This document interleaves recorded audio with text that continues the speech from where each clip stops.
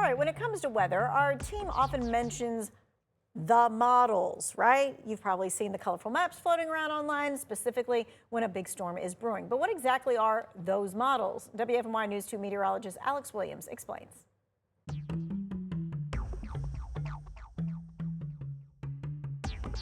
You hear us talk about the models all the time. And no, we're not talking about the kind you find walking the runway.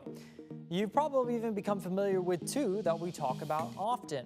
The GFS, like you see here, and its counterpart, the European, like you see here. These are just simply tools that we use to help us forecast. It happens the most during the winter months, but can also occur during severe weather season. People post forecasts from those big models that may predict major severe snowstorms or severe weather outbreaks. Ever wonder why they rarely come true and why they always seem to change? Let's raise that weather IQ.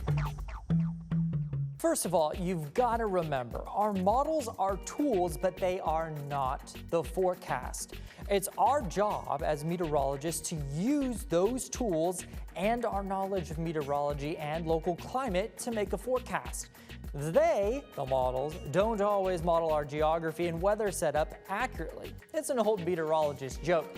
Just ask me tomorrow and I'll know more. But it really is true. And we never like to trust a forecast, especially one 10 days in the future.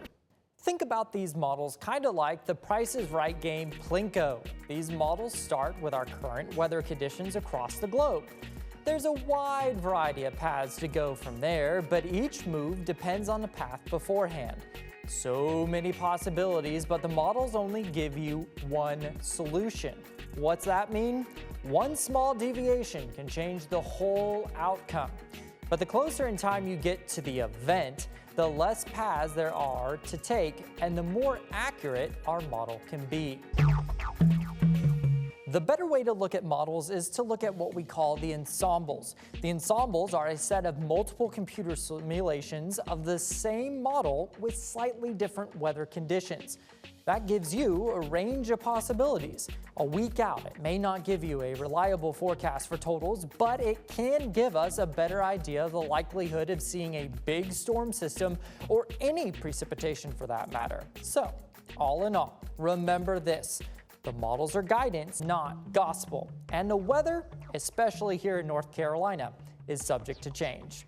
With your Weather IQ, I'm meteorologist Alex Williams. Maybe you have a question about how the weather works. We want to hear it. Text your question to 336-379-5775. It could end up being our next Weather IQ.